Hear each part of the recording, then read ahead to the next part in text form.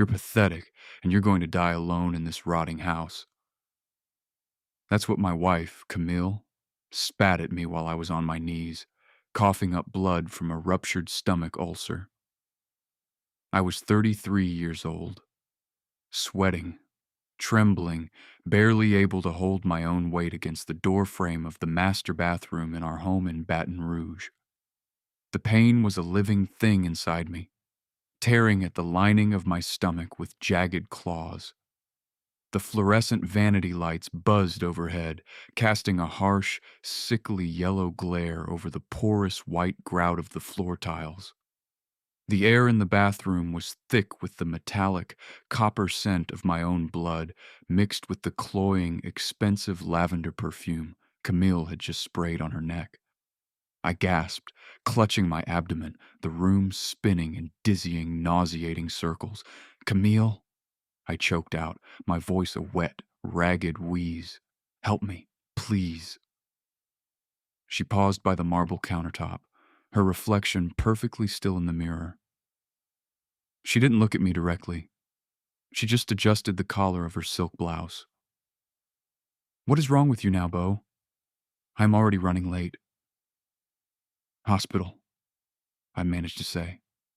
Another wave of searing agony dropping me fully onto the cold tile. "Please. Something tore. I'm bleeding." She turned around, her eyes sweeping over the dark red splatter on the pristine white bath mat. Her upper lip curled in a micro-expression of pure, unadulterated disgust. "I am not missing my flight to Sedona because you have a tummy ache. Grow up." I can't breathe," I whispered, reaching a shaking, blood-stained hand toward the hem of her designer jeans. She stepped back, quickly, ensuring my fingers found only empty air. "You're pathetic, Asher, and you're going to die alone in this rotting house," she spat. She stepped right over my legs. I felt the sharp point of her stiletto heel actually graze the denim of my thigh. I felt that she grabbed her leather designer overnight bag from the vanity stool, the heavy gold hardware clinking sharply in the quiet room, and walked out. I lay there, my cheek pressed against the freezing tile, listening to the rhythmic clack, clack, clack of her heels moving down the hardwood hallway. The heavy oak front door clicked shut. A moment later, the muffled, low rumble of her car engine started, and tires crunched over the graveled driveway as she drove away. My stomach was bleeding internally, pooling heat and agony into my center, but as my vision swam with black spots, one distinct thought cut through the haze. At least her shoes didn't get stained. I dragged myself, inch by excruciating inch, across the bedroom carpet. The friction burned my forearms, but I finally reached the heavy oak nightstand. My fingers fumbled, slick with cold sweat, as I pulled my phone from the charging cable. I dialed 911, my breath coming in shallow, ragged hitches, and waited for my own ambulance. 3 weeks later, the physical wounds were stapled shut and healing, but the true hemorrhage was just about to begin. A violent Gulf storm had battered Louisiana for 2 straight days, ripping shingles from roofs and flooding the lower parishes. An insurance appraiser came out to check our attic for water damage. He was a broad-shouldered, sweating guy in a high-vis yellow vest, smelling strongly of stale cigarettes and damp cotton. The air conditioning was broken, and the house was suffocating beneath the 90% humidity that only a Louisiana summer can produce. I was sitting at the kitchen island, sipping tepid water, when I heard the wooden pull-down attic stairs creak. The appraiser came down, wiping a smear of gray dust from his forehead with the back of his wrist. In his other hand, he held a clear plastic evidence bag, the kind he usually used for mold samples. Inside it were 2 items. "Hey, buddy," he said, his boots leaving faint, dusty prints on the hardwood. "You might want to take a look at this." "Did you find a leak near the chimney flashing?" I asked, my voice flat, still lacking its usual resonance since the surgery. Nah, roof's holding up fine, actually, he replied, shifting his weight uncomfortably. He tossed the plastic bag onto the granite counter. It landed with a dull, heavy thud. Found these shoved deep in the pink fiberglass insulation, way in the back corner near the soffit vent. Figured you'd want 'em. I stared through the thick plastic, a cheap, black, prepaid burner phone, and a blue, silicone baby pacifier. Where exactly were they? I asked, my heart performing a slow, heavy rollover in my chest. Like I said, buried, he replied, pointing a thick finger upward. Someone dug a little nest in the fiberglass and tucked them in. Bone dry, though. Just thought it was weird. People hide some crazy stuff up there. Yeah, I said softly, picking up the bag. The plastic felt cold against my fingertips. Thank you. I appreciate you bringing it down. No problem, he said, packing up his clipboard. I'll email you the inspection report by Tuesday. After he left, the house fell into a suffocating, heavy silence. The only sound was the low, rhythmic hum of the stainless steel refrigerator. I stood in the kitchen, staring at the blue pacifier. Our son, Leo, only ever used the green orthotic ones. Camille was militant about it. She claimed the blue ones caused dental misalignment. Camille had no idea the appraiser had handed them to me. She was out getting a manicure, leaving me home to recover. She had no idea the trap was already set. To understand why I didn't just confront her right then and there, why I didn't smash the burner phone on the floor and demand answers, you need to know how long I'd been living in a psychological cage and how systematically, how brilliantly she had built it around me. My name is Beau. I'm an HR director for a mid-sized logistics firm down here in the industrial heart of Louisiana. It's a job that requires a very specific set of psychological calluses. You have to keep a perfectly straight face while people sit across a mahogany table and lie directly to your eyes. You learn to document everything, to rely on paper trails instead of promises, and to never, ever react emotionally when a hostile employee is trying to bait you into a reaction. Just last month, before the ulcer, I sat across from a warehouse manager who was actively trying to ruin a pregnant subordinate's career with fabricated write-ups. He yelled. He slammed his fists on the table. He called me names. I just sat there, my expression completely flat, my hands folded, watching the sweat bead on his upper lip. I observed his pupils dilating.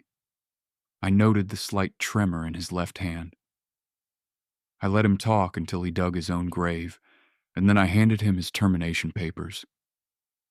I didn't know it during those long hours in the office, but this deeply ingrained habit of silent, analytical observation would literally save my life.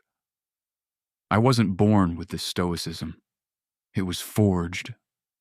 I grew up in the shadow of the massive chemical refineries in South Baton Rouge.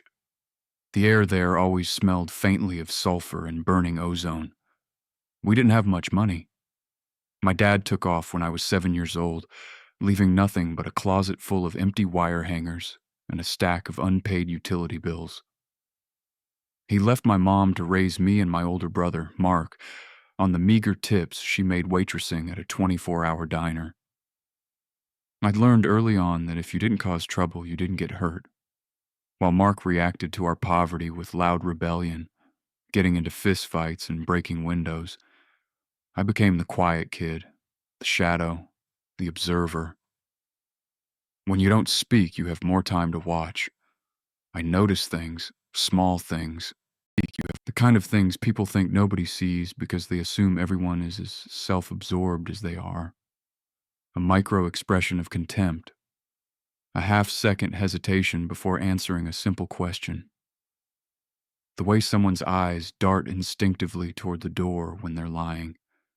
Because my mother was always working double shifts, my grandfather basically raised me. He was a Cajun boat mechanic who lived in a rusted-out trailer near the bayou. He smelled permanently of diesel fuel, marsh mud, and Old Spice. His hands were thick, scarred, and perpetually stained with black grease. He was a man of very few words, but the ones he chose to use cut through the bullshit like a freshly sharpened fillet knife. He had this one absolute rule he repeated every single time we went out on the water in his flat-bottomed aluminum skiff. I remember one specific humid morning, the fog thick over the water. We saw a raccoon that had fallen off a submerged log, panicking, thrashing violently in the dark water. I leaned over the side of the boat, holding out an oar to help it. My grandfather grabbed the back of my life jacket and yanked me down hard onto the metal bench.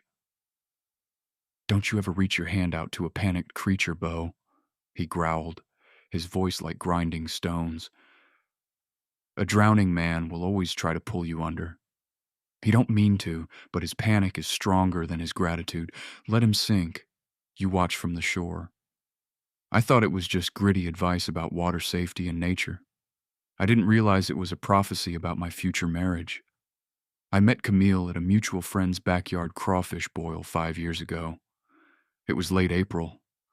The air was thick with humidity, the smell of Zatarain's crab boil, cayenne pepper, and cheap domestic beer. Zydeco music was blaring from a pair of blown-out speakers on the porch. She was electric. That's the only word that fits.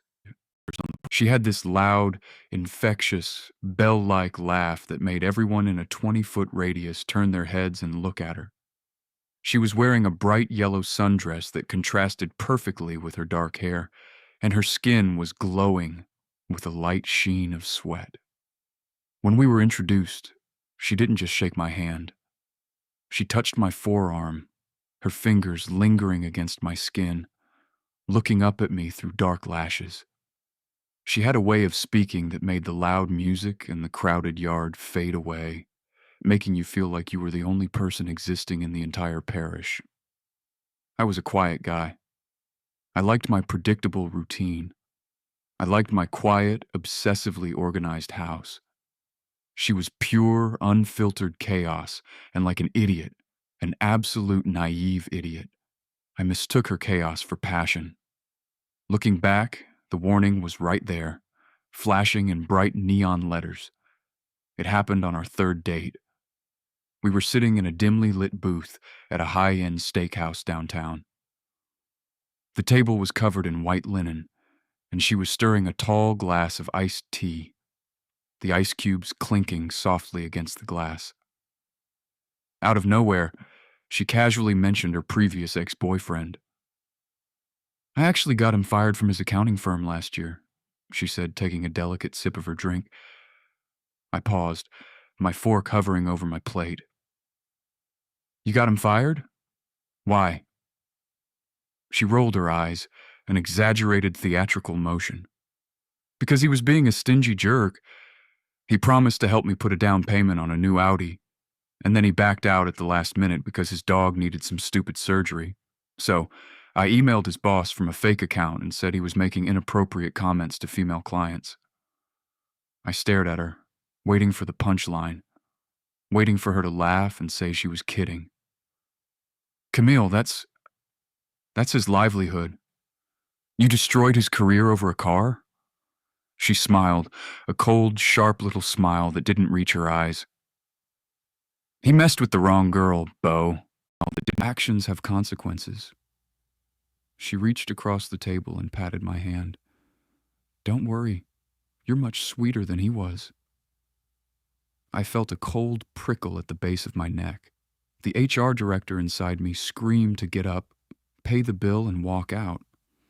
But she looked beautiful in the candlelight, and the scent of her perfume was intoxicating. I chose to see the story as a quirky exaggeration. I rationalized it. I am not a smart man. We got married fast, dangerously fast. Within 8 months of that dinner, we were standing at an altar in front of 200 people. Within a year of the wedding, she was pregnant with our son, Leo. Leo. Just thinking his name makes my chest physically tight, an aching pressure right behind my sternum. He was a difficult baby. Colicky, always crying, always needing to be held and rocked, and I held him. I walked the dark hardwood floors of our house with him at 3 a.m., the floorboards creaking, while Camille slept in the master bedroom with the door locked and heavy foam earplugs shoved into her ears. I learned the exact rhythm of bouncing him that would finally make his eyes droop shut. I learned the smell of his baby shampoo, the exact weight of his small, warm body resting against my collarbone. I loved that boy with a fierce, blinding intensity that genuinely terrified me. He was my entire world. There was this one weird thing, though. A tiny, seemingly insignificant detail. Remember this, because it becomes the rusted hinge upon which this entire nightmare swings open. Camille was absolutely, pathologically obsessed with taking Leo to his pediatrician appointments alone. When Leo was 6 months old, I had a rare light day at the office. I came down to the kitchen, pouring a cup of coffee. "Hey," I said, "I saw on the calendar Leo has his 6-month checkup and vaccinations today at 2. I cleared my afternoon. I'll drive you guys over." Camille stiffened. She slowly set down her coffee mug, turning to face me. Her jaw was tight. "No, that's not necessary. I can handle it." "I know you can handle it," I said gently. "But I want to be there. He's going to get shots. I want to hold his hand." "I said no, Beau," she snapped, her voice rising in pitch. "Why are you always crowding me? Do you not trust me to be a mother? Do you think I'm incompetent?" "Camille, what are you talking about? I just want to go to the doctor with my son." "He is my son, and I manage his health care," she yelled, her face flushing red. "You go to your boring office and push your papers. Let me do my job." She grabbed her keys and stormed out of the house. From that day on, she kept all of his medical files, his birth certificate, his vaccination records, locked in a heavy steel firebox in her home office. The key never left her keychain. At the time, I convinced myself she was just being an overprotective, highly organized, slightly neurotic, first-time mom. I was wrong. I was so spectacularly wrong. For the first 2 years of Leo's life, things were okay. Or at least, the illusion of okay was maintained. We had genuinely beautiful moments that I still struggle to reconcile with the truth. Sunday mornings sitting on the back porch, eating warm, powdered sugar beignets, while the thick Louisiana humidity baked the fragrant magnolia trees in the yard. Taking Leo to the park near the LSU lakes, watching him chase the ducks. She used to leave brightly colored sticky notes on my bathroom mirror before I woke up. "You're my rock. Best dad ever. I'd be lost without you." I found out much later she was typing those exact same phrases, word for word, in text messages to another man while I was reading her sticky notes. The shifts in her behavior didn't happen overnight. If they had, I would have noticed the contrast. It was a slow drip of poison, administered so gradually that I didn't realize the water was boiling until my skin was burning off. It started with the phone. We were at Rufino's, a high-end Italian restaurant, celebrating our 3rd anniversary. The table was covered in plates of veal scallopini and glasses of heavy, dark red wine. I noticed her phone was sitting face down on the white tablecloth right next to her fork. Every few minutes the device would vibrate with a dull bzzz. Every single time her eyes would dart down. She would slide the phone off the table, hide it in her lap beneath the napkin, and type furiously with both thumbs. "Everything okay?" I asked, cutting my steak. "Work emergency?" She didn't look up from her lap. "No, fine." Another buzz. Another furious round of typing under the table. "Camille? Who are you texting so urgently? It's our anniversary dinner." She slammed the phone face down onto the table so hard the water glasses rattled. Her eyes were furious, defensive slits. God, Bo, it's just my mother. She's having an issue with her contractor. Why are you always so damn paranoid? I'm not paranoid, I said, keeping my voice level, my HR training automatically kicking in to de-escalate. I just asked a question. Well, stop interrogating me. You're ruining the night. That was red flag number one. The disproportionate anger to a simple question. Then came the passwords. We had a shared iPad in the living room that we used exclusively for streaming movies and looking up recipes. One evening, I picked it up to cast a show to the television. The screen woke up, demanding a 6-digit passcode. Hey, did you put a lock on the iPad? I called out to the kitchen. She walked in, wiping her hands on a dish towel, her eyes avoiding mine. Yeah, I was using it to buy your birthday present. Didn't want you to ruin the surprise. Oh? Okay. Well, can you unlock it so I can put Netflix on? She walked over, snatched the iPad from my hands, typed in the code while turning her body away from me, and handed it back. There. The next day, when I went to use it again, the code had been changed. A new lock on a door that used to be open. Then came the sudden, uncharacteristic generosity. She came home on a random Tuesday afternoon carrying a velvet box. Inside was a heavy, $400 steel chronograph watch. There was no occasion. It wasn't my birthday. It wasn't our anniversary. What's this for? I asked, feeling the cold weight of the metal in my palm. Just because, she smiled, but the smile was entirely in her mouth, her eyes dead and calculating. Because I appreciate you. You work so hard for us. It was gilt jewelry. I knew it the moment I touched it. The watch felt like a handcuff. She knew I knew it. I could see her watching my face, waiting for me to accuse her, waiting for the fight so she could play the victim. But I played the game. I put the watch on. I thanked her. I kept my flat expression. The first real crack, the moment the denial shattered and I felt the sickening, physical drop of gravity in my stomach, happened on Leo's second birthday. Camille announced she was running to a specialty bakery across town to pick up his custom dinosaur cake. The bakery was 20 minutes away. She left at 1 p.m.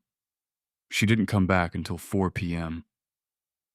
When she finally walked through the front door, carrying the cake box, she was flushed. Her hair was slightly messy, but it was the smell that hit me like a physical blow. When she walked past me into the kitchen, the draft carried her scent. She smelled overwhelmingly of men's body wash, not the neutral, unscented soap I used. It was a sharp, aggressive, piney scent mixed with cedar and musk. You were gone a long time, I said, leaning against the door frame, watching her put the cake in the fridge. Everything okay? She didn't turn around. Her shoulders hitched up toward her ears. Traffic on I-10 was an absolute nightmare. Bumper to bumper. Took me forever to get across the bridge. Oh, that sucks. Later that night, after Leo was asleep, I sat on the toilet in the master bathroom and opened the Waze navigation app on my phone. I looked at the historical traffic data for I-10 between 1 p.m. and 4 p.m. The route was a solid, unbroken line of bright blue. There had been no traffic, 0 accidents, 0 construction, 0 delays. She had lied right to my face, smelling like another man. If I could go back to that exact moment, sitting on the closed lid of the toilet in the dark, I would tell myself to pack a duffel bag, empty the bank accounts, and run as fast and as far as I could. But I stayed. I stayed because I looked down the hall at Leo's door. Because I couldn't imagine waking up and not making his oatmeal. Because I thought I could fix it. And that's how I systematically allowed her to almost destroy my mind. Phase 4. The escalation phase. It began quietly, then turned into an avalanche of psychological abuse designed to break me down so thoroughly that I would never have the strength to leave. Beat one was the public disrespect. It was a humid Saturday afternoon. We were hosting a barbecue in our backyard for a few neighbors and friends. Mark, my older brother, was there, drinking a beer on the patio. I was standing at the grill, flipping burgers, the smoke stinging my eyes, minding my own business. Camille was sitting at the patio table with two of her friends. The conversation lulled, and she suddenly raised her voice, making sure it carried across the yard. "Honestly, living with Beau is like living with a robot," she announced, swirling her margarita. "I swear to God, you could set the man on fire right now and he wouldn't scream. He'd just calmly fill out an HR incident report. He has the emotional range of a parking meter." Her friends laughed, but it was that tight, uncomfortable laughter people use when they know they're witnessing cruelty but don't want to intervene. Mark stiffened, his jaw clenching, looking like he was about to throw his beer bottle. I caught his eye and gave a nearly imperceptible shake of my head. I didn't engage. I just kept flipping the meat, staring into the glowing orange coals, letting the humiliation burn. Beat two was the systematic isolation. She recognized that Mark was a threat. Mark was loud, fiercely loyal to me, and he saw right through her fake smiles. So she began manufacturing intense, hysterical fights every single time he came over. "He tracks mud onto my clean rugs every time he walks in," she screamed at me in the kitchen after Mark stopped by to drop off some tools. "Camille, it's a tiny smudge. I'll wipe it up," I sighed. "He drinks all our expensive beer. He's a mooch, Beau. He's white trash, and I don't want him around my son." "He is my brother," I said, my voice hardening. "Well, choose," she shrieked, throwing a dish sponge at the sink. "Because if he keeps coming over, I'm taking Leo and going to a hotel." Eventually, exhaustion won. To keep the peace, to stop the screaming that was scaring Leo, I drove to Mark's house and stood in his driveway, looking at my shoes. I told him he needed to stop coming around for a while. Mark just looked at me, a mixture of pity and anger in his eyes. "She's isolating you, man. You know that, right?" I nodded. I knew. I still hate myself for that day. Beat three was the replacement.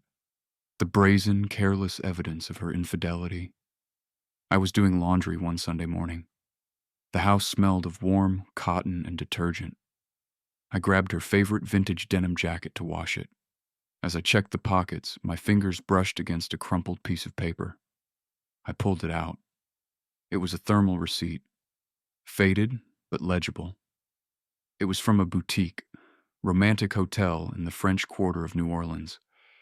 It was dated for a Wednesday afternoon, 3 weeks prior. A Wednesday when she had told me she was attending a mandatory marketing seminar for work. The receipt clearly stated, "Guests 2, room type, king suite." I stood in the laundry room, the washing machine humming beside me, staring at the purple ink until the letters blurred and my vision swam.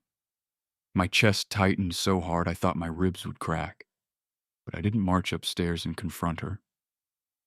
I folded the receipt precisely in half, put it in my wallet behind my driver's license, and went back to folding the towels. I guess fidelity wasn't on her vision board.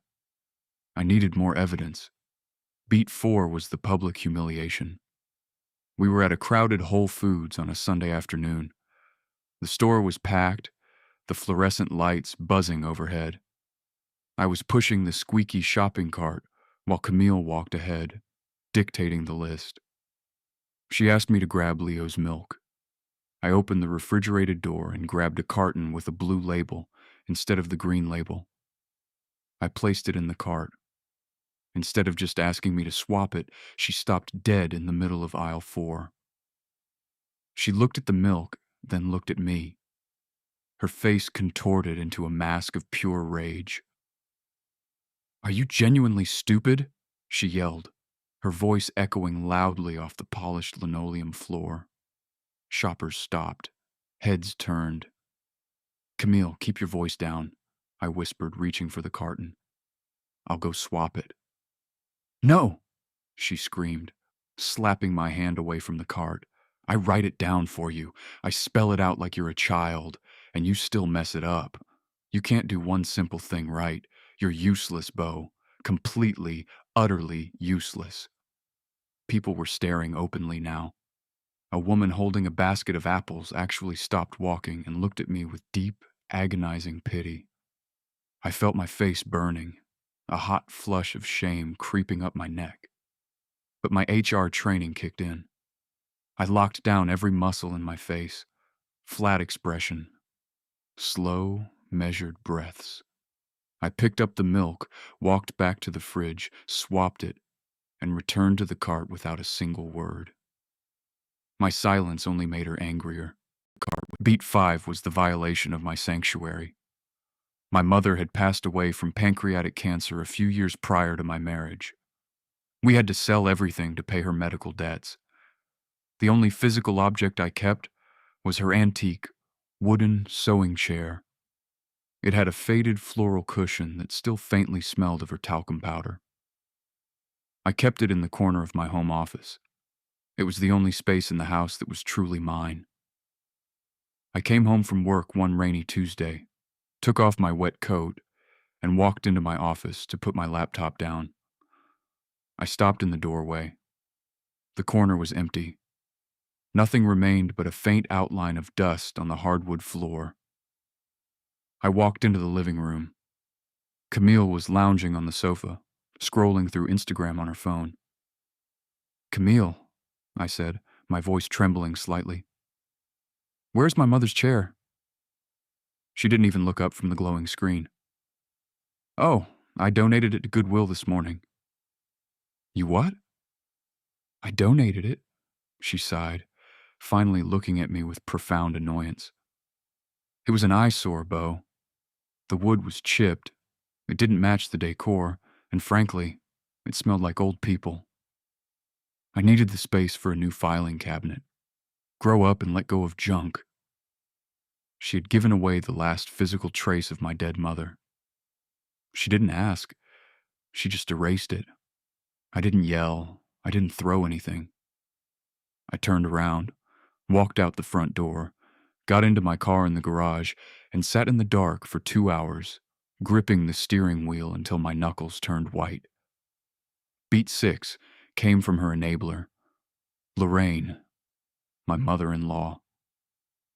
Lorraine was a bitter, aggressively Botoxed, thrice-divorced woman who treated marriage like a competitive sport where the goal was to extract maximum capital before the buzzer sounded. She came over for dinner one night when Camille claimed she was working late at the office. I cooked pasta. Lorraine sat at the kitchen island, drinking her third oversized glass of Pinot Grigio. The kitchen smelled of garlic and cheap wine. Lorraine leaned heavily across the granite counter, her gold bracelets clinking together. Her eyes were glassy, her lipstick slightly smeared. "You know, Beau," she slurred, tapping a long, manicured acrylic nail against her wine glass. "Camille is a very special girl, a very driven girl. She needs a real man, someone with ambition, someone with a future." I wiped down the stove, keeping my back to her. "I'm the director of HR, Lorraine. I make a good living." She scoffed, a wet, ugly sound. "You're a glorified paper pusher in a dying industry. My daughter is a thoroughbred. Don't be surprised when she finally realizes her worth and finds someone who can actually give her the life she deserves." I turned and looked at her. She wasn't just being mean. She was telegraphing. Lorraine knew. She knew about the hotel in New Orleans. She knew about the pine-scented man. She was actively covering for her daughter's affair, sitting in my house, drinking the wine I bought with the money I earned. Beat 7 was the institutional threat, the blackmail. This was when the true darkness set in, the moment I realized I was living with a sociopath. I finally hit my limit. The air in the house was too toxic to breathe. One Friday evening, after another screaming match about nothing, I walked into the bedroom and pulled a small suitcase from the closet. I started throwing shirts and underwear into it. The sound of the zipper opening seemed incredibly loud in the quiet room. Camille appeared in the doorway. She was holding Leo on her hip. Leo was sucking on his green pacifier, his heavy eyelids drooping, oblivious to the tension. "What are you doing?" she demanded. "I'm going to a hotel," I said, not looking at her. "Just for the weekend. I need to clear my head. We can't keep doing this, Camille. It's destroying me." Her face changed. It was terrifying to watch.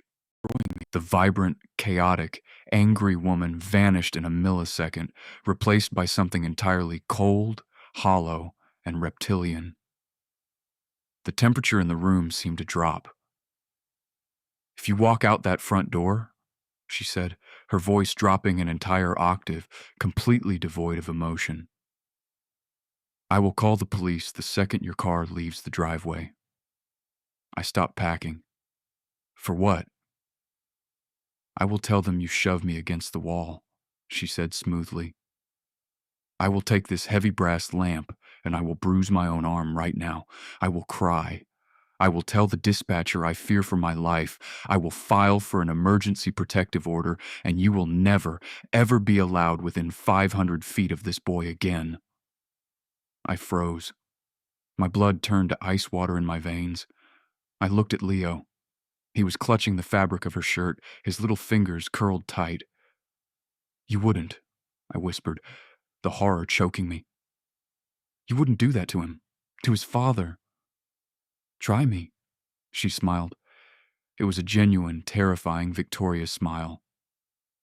"Who do you think the police will believe? The crying mother with a bruised arm, or the cold, emotionless HR guy?" I stood there for a long time. The silence stretched until it rang in my ears. Slowly, deliberately, I unpacked the suitcase. I put the shirts back in the drawer. She had me. She had found the one pressure point I couldn't defend against. She'd weaponized the one thing I couldn't risk losing. Beat 8 was the financial hemorrhage, the bleeding out before the final kill. Having established absolute control, she decided to drain the resources. 3 months after the blackmail incident, I opened our joint bank account app to pay the mortgage. The balance was lower than it should have been. Much lower. $12,000 lower. I found the transaction. A wire transfer to a luxury ski resort in Aspen, Colorado. I found her in the living room. "Camille, what is this $12,000 charge to Aspen?" She didn't flinch. "Camille, I booked a solo wellness and ski retreat for next month. I need to decompress. Being a mother is stressful." $12,000? That's our emergency fund, Camille. We need that for the roof repairs." She stood up, crossing her arms, immediately shifting into attack mode. "Are you trying to financially abuse me? Are you trying to control what I spend to keep me trapped here? Because I can call my mother right now and tell her you're withholding funds from me." "It's our joint savings," I pleaded. "It's my sanity," she yelled. "I'm going. Deal with it." She went. She spent the money. And I stayed home, eating canned soup, terrified to argue further, lest she make good on her threat to take Leo. Which brings us to beat 9. The physical collapse, the ulcer, the chronic, unrelenting stress of living in a psychological war zone, of walking on eggshells every waking second, took a severe physical toll. My body began to consume itself. I developed a severe peptic ulcer. I ignored the gnawing, burning pain in my abdomen for weeks, popping antacids like candy, chalking it up to anxiety and coffee, until that Friday night in the bathroom. Camille was packing her designer bag for another wellness retreat, this time in Sedona. I knew it was a lie. I knew she was going to meet the pine-scented guy. I had seen the charge for a rental car in Destin, Florida, on her credit card statement, but I didn't have the energy to fight. I was so exhausted, so thoroughly beaten down. I just wanted her to leave so I could sleep. Then, the ulcer ruptured.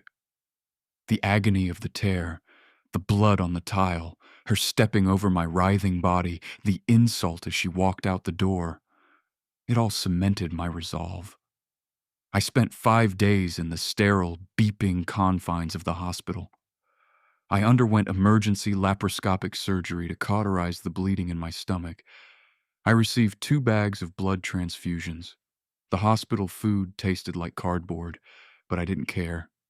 Mark sat in the uncomfortable plastic chair by my bed for 3 of those days, sleeping upright, bringing me ice chips. Camille didn't answer a single text or call from Mark or the hospital. She had dropped Leo off at Lorraine's house on her way out of town. When I finally came home, I was a ghost. I was weak, 30 pounds lighter, my skin a pale gray with a row of tight, pulling staples across my abdomen. I walked through the front door, leaning heavily on a cane. Camille was sitting at the kitchen island, drinking a smoothie. She looked me up and down. "You survived, didn't you?" she said, taking a sip from her metal straw. "Stop being so dramatic." That was the breaking point. It wasn't an explosion. It wasn't a scream. It was a quiet, internal, metallic click. The lock engaging on a vault. It was the exact moment I stopped being a victimized, terrified husband and started being the ruthless HR director auditing a hostile terminal employee. I realized I couldn't just leave. If I left, she would execute her plan. She would claim abuse. She would take Leo, and she would destroy my life. I needed evidence. Hard, undeniable, legally admissible leverage. 3 weeks later, the Gulf storm hit. The appraiser came. The trap was handed to me in a plastic bag. After the appraiser left, I took the cheap black burner phone into the kitchen. I found an old micro USB cable in a junk drawer and plugged it into the wall.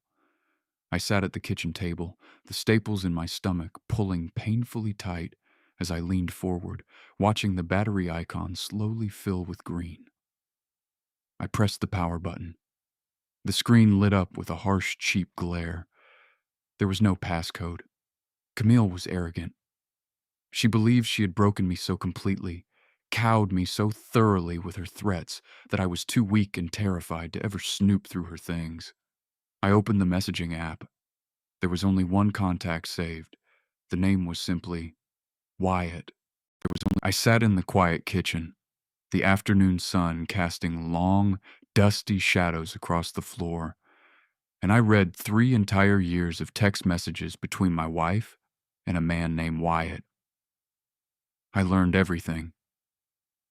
Wyatt was a highly successful commercial real estate broker based out of New Orleans. He drove a silver Porsche. He wore expensive pine-scented cologne. He was married, but currently separated. And most devastatingly, he was the father of the child Camille was currently planning to use to destroy my life. The text messages were a masterclass in premeditated cruelty. I scrolled through them, my thumb moving mechanically, my HR brain categorizing the evidence, detaching from the emotional horror to survive the reading. Camille. The idiot is at work. I'm taking Leo to Dr. Evans for his checkup. Got to keep the real medical file locked up in the firebox so Beau doesn't see the blood type. Wyatt. I hate that he's raising my kid. When are you dumping him? I want my son. Camille. Soon, baby. I'm meeting with Vance, the lawyer, next week. I'm going to claim Beau is emotionally and physically abusive. The house is in his name, but I can force a sale if I threaten him with a restraining order. I want the $178,500 in equity. Once I have the cash, we buy our place in Destin. He won't fight back. He's too weak. Wyatt. What if he tries to fight for custody? He's been playing dad for 2 years. Camille. He's not on the birth certificate as the biological father, Wyatt. I forged his signature on the acknowledgement of paternity form at the hospital, but the actual DNA test I did while pregnant is in my firebox. He has zero legal rights. I'll take the money, take Leo, and leave him with absolutely nothing. I read that last text, and then I read it again. I read it 4 times, staring at the glowing pixels until they burned into my retinas. I couldn't hear anything. The hum of the refrigerator faded into a high-pitched ringing. The sound of the traffic outside disappeared completely. The blood rushed out of my extremities, leaving my hands completely numb, heavy blocks of ice resting on the table. Leo wasn't mine. The boy I walked the dark floors with. The boy whose fever I broke at 4 a.m. with cool washcloths. The boy who smelled like baby powder and called me Dada while holding my index finger in his tiny fist. He was a prop, a tool. He belonged to the man who was actively planning to steal my home and my future. I stood up. My legs felt like they were made of lead. I walked into the downstairs half bathroom and looked at myself in the mirror over the sink. I looked at my gray skin, my sunken, dark-circled eyes, the hollows of my cheeks. I was looking at a man who had been systematically bled dry, literally on this very floor, and figuratively, for 3 years. And then, as I stared at my own reflection, the smell of diesel fuel and marsh mud filled my memory. I heard the grinding, gravelly voice of my grandfather over the sound of a boat engine. A drowning man will always try to pull you under. Let him sink. You watch from the shore.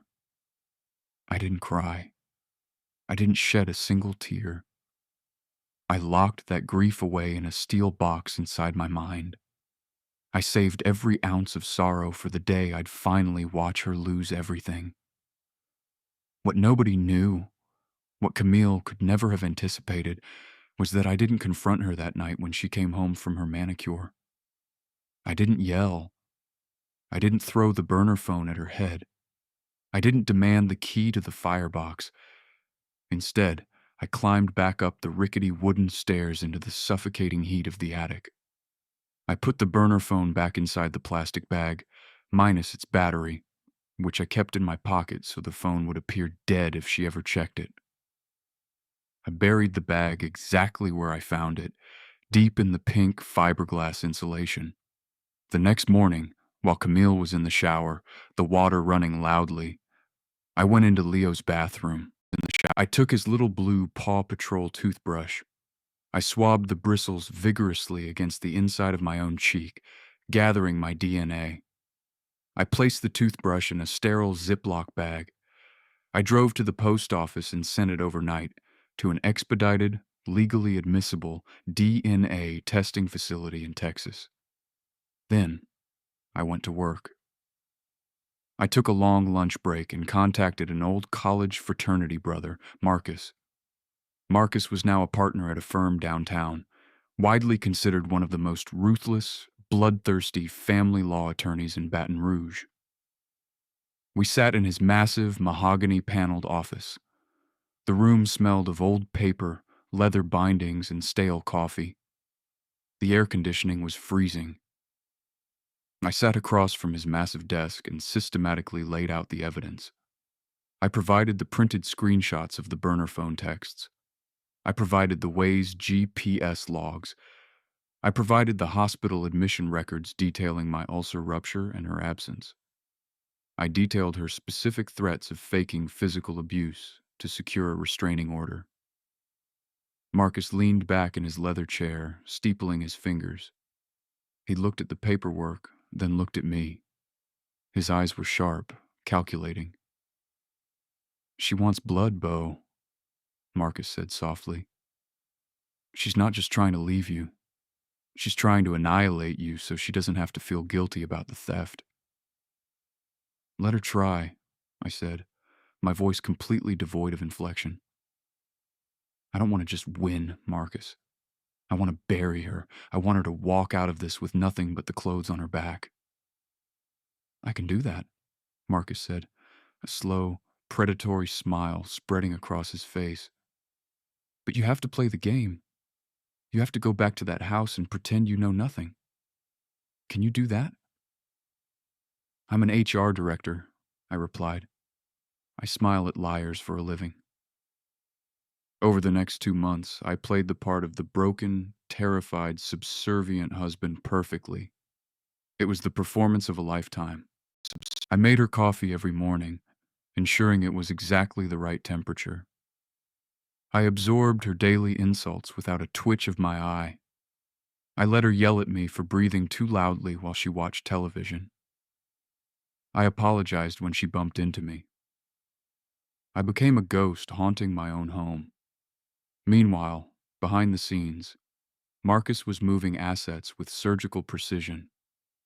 Since Camille had explicitly stated in her texts that she was planning to falsely claim abuse to extort the $178,500 in home equity, Marcus filed a quiet, ex parte petition with a judge. Using the burner phone evidence of premeditated extortion, the judge allowed Marcus to lock the home equity in an untouchable trust pending a formal fraud investigation. He also legally secured my retirement accounts and shifted my direct deposits. 3 weeks later, the envelope from the Texas facility arrived at a P.O. box I had rented. I sat in my car in the post office parking lot and tore it open. Probability of paternity, 0.0%. I stared at the black ink on the crisp white paper. It broke my heart into 1,000 jagged pieces. I rested my forehead against the steering wheel and allowed myself exactly 2 minutes to mourn the loss of my son. And then I locked the grief away. The paper broke my heart, but it hardened my spine to titanium. Camille finally pulled the trigger in late October. She handed me the divorce papers on a Tuesday morning. I was standing at the kitchen counter, buttering toast. She walked in, fully dressed for the day, and slapped the thick manila folder onto the granite. She had a smug, triumphant, glittering smile on her face. "I'm filing for divorce," she said smoothly, pouring herself a cup of coffee. "I'm taking Leo, and I'm taking the house equity. My lawyer has already drawn up the demand letter. If you try to fight me on this, Beau, if you drag this out, I will go to the police today and tell them how violent you've been. I'll show them the bruises you gave me last night. Tell them, make it easy on yourself and just sign." I looked down at the folder. I didn't open it. I kept my breathing slow and even. "Okay," I said quietly, keeping my eyes downcast, playing the beaten dog. "I don't want any trouble, Camille. Let's do a formal mediation. Friday morning. Your lawyer, my lawyer, will sign the paperwork there." She scoffed, rolling her eyes. "Mediation? You really are a coward. Fine. Friday. But don't think you can negotiate. The terms are non-negotiable." "I understand," I said. Friday arrived. The sky over Baton Rouge was a bruised, heavy purple, threatening a torrential downpour. Thunder rumbled low in the distance, rattling the windows of the sterile, glass-walled conference room at a neutral law firm downtown. The air conditioning was aggressive, raising goosebumps on my arms. The stage was perfectly set. Camille sat on one side of the long, polished glass table. She was wearing a sharp, tailored white blazer, her hair perfectly styled, looking vibrant and victorious, like a woman who had already won the lottery and was just waiting for the oversized check. Her lawyer, a sleazy, overly cologned guy named Vance, sat next to her, flipping through a legal pad. Lorraine, who had insisted on being there for moral support, sat in a leather chair in the corner of the room. She was wearing a massive pair of sunglasses on her head and was smirking at me with open, undisguised contempt. I sat across from them. My posture was relaxed. My face was a blank slate. Marcus sat beside me, his expensive leather briefcase resting perfectly square on the glass table in front of him. Vance cleared his throat loudly, checked his gold watch, and slid a thick, staple-bound document across the smooth glass. It stopped inches from my hands. "All right, let's get this over with," Vance said, adjusting his silk tie. "My client's demands are straightforward and, quite frankly, generous given the circumstances. She retains full, primary physical and legal custody of the minor child, Leo. She requires an immediate lump sum payment of $178,500, representing her half of the marital estate and the current home equity. Furthermore, she requires an agreement of $1,500 a month in child support. In exchange for your immediate signature today, she will graciously decline to file domestic violence charges regarding your recent outbursts." Camille leaned forward, resting her chin on her manicured hands, her eyes locking onto mine. "Sign it, Beau," she purred, her voice dripping with fake pity. "Don't make this ugly. Don't make me destroy your little HR career." I didn't touch the pen Vance had placed on the document. I didn't even look at the paper. I looked directly into Camille's eyes. I let the silence stretch for 5 seconds. 10 seconds. I watched her smile falter, just a fraction of a millimeter. "I'm not signing that," I said. My voice was calm, unshakable, resonant. Camille's smile tightened, her jaw clenching. "Excuse me? What did you just say?" "I said, I'm not signing it." Marcus reached into his briefcase. The brass clasp clicked loudly in the quiet room. He pulled out a thick, heavy manila envelope and dropped it onto the center of the glass table. The heavy thud echoed off the walls. "My client declines your extortionate offer," Marcus said, his voice dripping with smooth, professional venom. "Furthermore, my client is officially filing a countersuit as of 8 a.m. this morning. We are suing your client for egregious marital fraud, intentional infliction of emotional distress, and we are demanding full financial restitution for the medical bills incurred during his emergency surgery. A surgery your client abandoned him on a bathroom floor to attend a rendezvous with her paramour." Vance let out a harsh, barking laugh, leaning back in his chair. "Are you kidding me? You have absolutely no proof of any of that. It's a he said, she said. You're bluffing, Marcus." "Actually, Vance, we're not," Marcus said, sliding a thick, printed stack of text message screenshots across the table. "We have the subpoenaed Way's GPS logs proving her whereabouts. We have the hospital admissions records proving his medical emergency. And most importantly, we have 3 years of unedited, time-stamped text messages from a prepaid burner phone my client legally found inside his own home's attic insulation. Messages between Camille and a man named Wyatt." Camille's face did not just drop, it completely shattered. The smug, victorious mask evaporated in a microsecond, replaced by a pale, sickly, chalky terror. The blood drained from her face so fast I thought she might faint. Her mouth opened, her jaw working up and down, but absolutely no sound came out. Her eyes darted wildly from the printed screenshots to my face, searching for the terrified, submissive husband she thought she knew. She found only a brick wall. Lorraine leaned forward in her chair in the corner, squinting through her heavy makeup. "Wyatt?" she asked loudly, her voice shrill. "Who the hell is Wyatt?" Vance scrambled to pick up the stack of screenshots. His eyes darted rapidly left to right as he read Camille's own words. He read the texts about forging legal documents. He read the texts about faking physical abuse to extort money. I watched the color drain from his face as well. "Camille," Vance hissed under his breath, leaning toward her, his voice tight with panic. "What is this? Did you write this?" She couldn't speak. She was hyperventilating, short, sharp gasps of air. "But that's not the best part," Marcus said smoothly, cutting through the rising panic in the room. He reached into his folder and slid a single, crisp piece of official medical stationery across the table. It stopped right in front of Camille's trembling hands.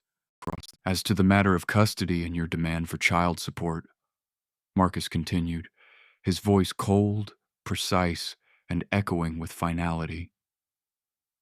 My client cannot grant you custody of Leo, nor can he pay you a single dime in child support. Because under Louisiana state law, a man cannot be compelled to financially support a child conceived through intentional marital fraud by another man. Camille stared blindly at the paper.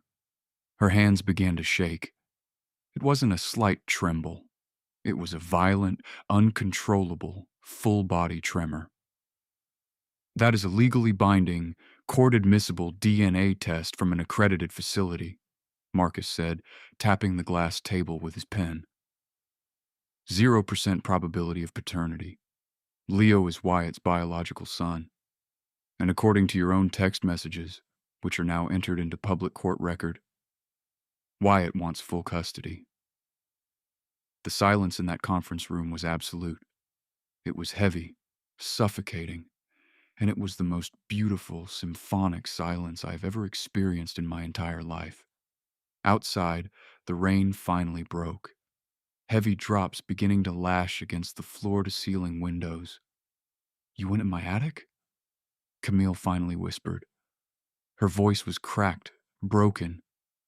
Tears were instantly welling up in her eyes, spilling over her mascara. You had no right. You went through my things. You left me bleeding on a bathroom floor, I said. My voice was barely above a whisper, but in that silent room, it cut through the air like a freshly stropped scalpel. You planned to steal my home. You tried to destroy my career. You made me love and raise a boy that wasn't mine. You have no rights, Camille. You have nothing. Lorraine stood up abruptly, her chair scraping loudly against the carpet. She looked at her daughter, not with sympathy, but with pure, unadulterated disgust. The social embarrassment of this revelation was too much for her. A burner phone? Another man's baby? Lorraine yelled, her voice echoing. Burner phone? Are you completely out of your mind, Camille? You told me he was just a friend from work. You lied to me. Mom, shut up!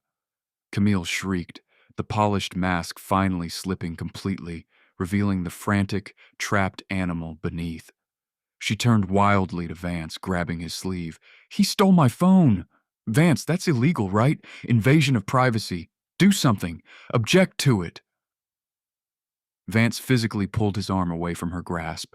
He closed his legal folder and snapped his briefcase shut. He looked at Camille with deep, professional contempt.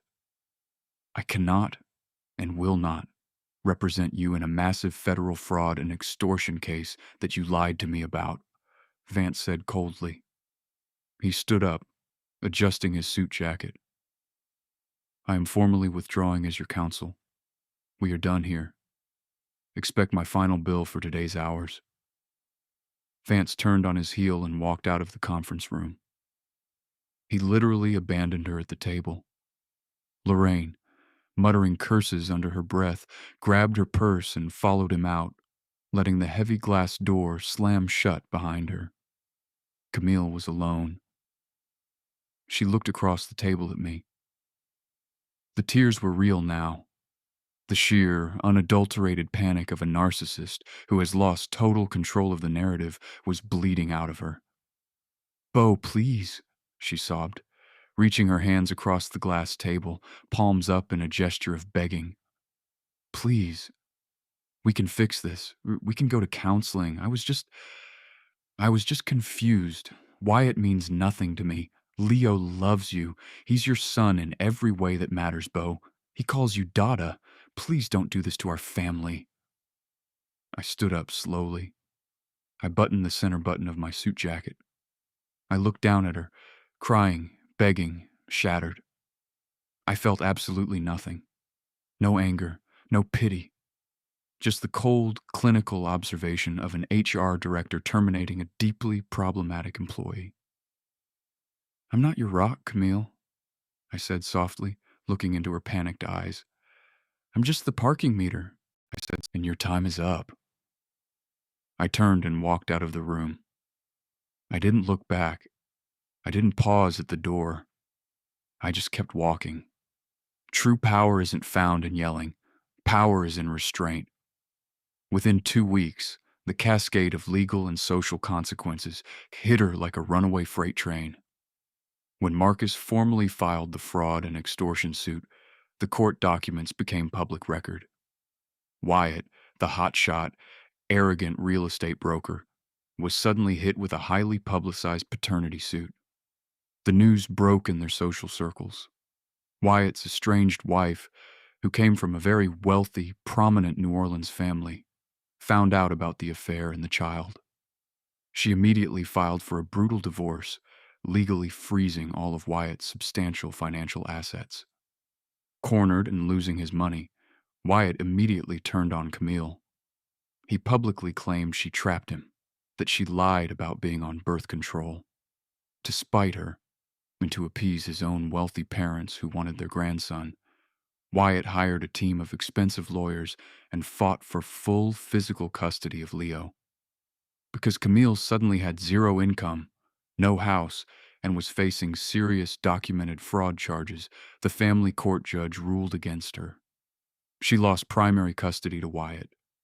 Lorraine completely cut her off. The public humiliation of her daughter's massive, scandalous lie in their tight-knit country club social circle was too much for Lorraine's fragile, narcissistic ego to bear. She refused to let Camille move back into her house. Camille got nothing from our divorce. Zero.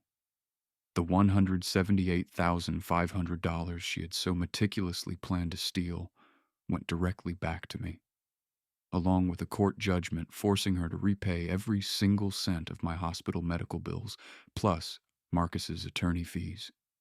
She sent me one final text message from her real phone 3 months after the mediation. I was sitting on my new back porch when it buzzed. I have nothing. I live in a miserable studio apartment above a loud bar. Wyatt won't let me see Leo except on alternating weekends, and he cries for you the whole time. My mother won't speak to me. I hope you're happy, Beau. I hope you got what you wanted. I read the message. I didn't feel a spike of triumph. I just felt tired.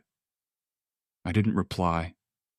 I deleted the message, permanently blocked the number, and set the phone face down on the table. I live in a much smaller house now, down south, much closer to the water. The air here smells of salt, marsh grass, and freedom. I have my mother's antique sewing chair sitting in the living room by the large bay window. I tracked it down at a local Goodwill and bought it back. I spend most of my weekends out on the water, fishing with my brother, Mark. We sit in his aluminum flat-bottom boat. We drink cheap, cold beer. The condensation drips off the cans onto the metal bench. We don't talk much about the past. We just cast our lines, listen to the water lap against the hull, and watch the big shrimp boats go by in the distance. Sometimes, when the house is too quiet at night, my chest still physically aches when I think about Leo. I can still smell his baby shampoo. I can still feel the exact weight of him sleeping against my collarbone. That is the one deep, jagged scar that won't ever fully heal. I mourn the son I thought I had. I mourn the boy who called me Dada. But I survived the fire. I kept my soul intact. My grandfather was right all those years ago in the fog.